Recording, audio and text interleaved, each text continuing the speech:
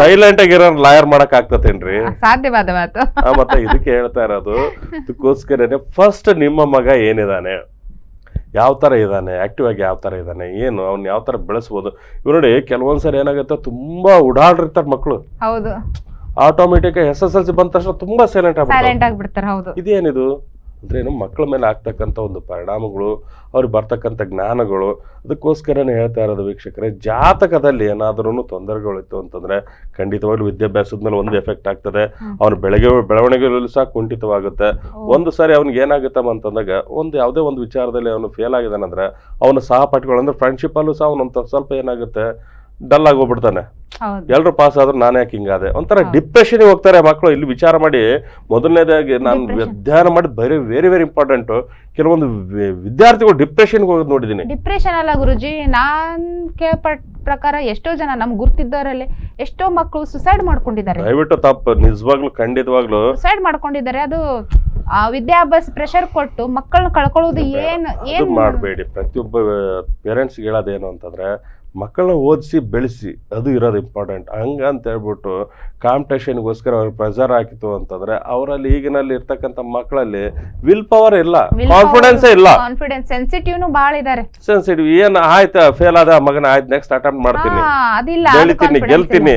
ನೋಡಿ, ಫೇಲ್ ಆಗಿದಾನಂದ್ರೆ ಮನುಷ್ಯ ಗ್ಯಾರಂಟಿ ಮುಂದೆ ಒಂದು ಮಟ್ಟಕ್ಕೆ ಹೋಗ್ತದನೆ ಅಂತ ದೊಡ್ಡದು ಇದ್ದೇ ಇರುತ್ತೆ. ಅದನ್ನ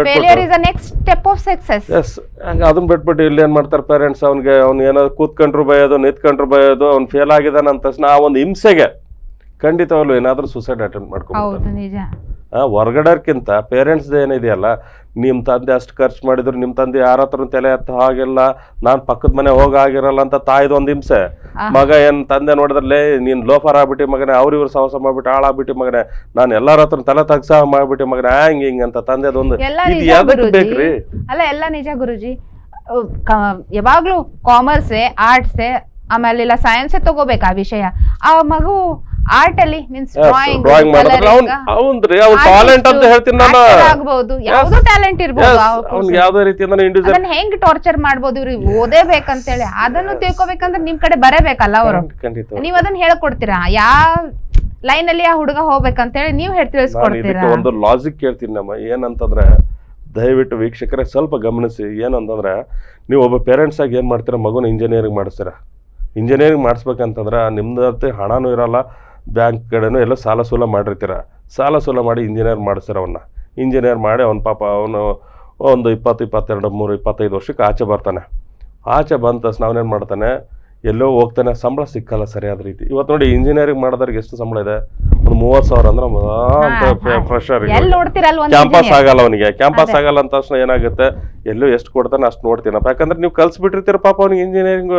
ಕೂತ್ಕೊಂಡ್ರೆ ಆಗಲ್ಲ, ಓದ್ಬಿಟ್ಟು ಮನೆ ಕುಂದಿರ್ತೀಯಲ್ಲ ಮಗನೇ ಅಂತ ನೀವ್ ಹೇಳ್ತೀರಾ. ಅವ್ನಿಗೆ ಪ್ರೆಷರ್ ಹಾಕ್ಬಿಟ್ಟು ಅವ್ನಿಗೆ ಏನ್ ಮಾಡ್ತೀರಾ, ಮತ್ತೆ ಇನ್ನೊಂದ್ ಕಡೆ ಅವ್ನಿಗೆ ಎಲ್ಲಾದ್ರೂ ಇದು ಮಾಡಕ್ ಹೋಗ್ತೀರಾ. ಹೊರಗಡೆ ನೋಡಿದ್ರೆ ನಮ್ಮಲ್ಲಿ ಅವನಿಗೆ ಅನುಭವ ಇಲ್ಲದ ಕಾರಣಕ್ಕೆ ಅವ್ನಿಗೆ ಕಡಿಮೆ ಸಂಬಳದಲ್ಲಿ ದುಡಿತಾ ಇರ್ತಾನೆ. ಇಲ್ಲಿ ನಿಮ್ಮ ಒಂದ್ ಕಡೆ ಸಾಲದ ಒತ್ತಡ ಇರುತ್ತೆ. ಇವನ್ನೆಲ್ಲ ನೋಡಿ ಅವ್ನು ತಾಳಾರ್ದು ಏನ್ ಮಾಡ್ತಾನೆ, ಹೊರಗಡೆ ದೇಶಕ್ಕೆ ಹೋಗ್ತಾನೆ. ಅವನು ಹೊರಗಡೆ ದೇಶಕ್ಕೆ ಹೋಗ್ಬಿಟ್ಟು ಒಂದು 25 ವರ್ಷಕ್ಕೆ ಅವನು ಹೊರಗಡೆ ದೇಶಕ್ಕೆ ಹೋಗಿರ್ತಾನೆ. 30 ವರ್ಷದ ತನಕ ಏನ್ ಮಾಡ್ತಾನೆ, ತಂದೆ ತಾಯಿ ಮಾಡಿ ಸಾಲಕ್ಕೆ ಅವನು ತೀರ್ಸಕ್ಕೆ ದುಡಿತಾನೆ. This is very very important.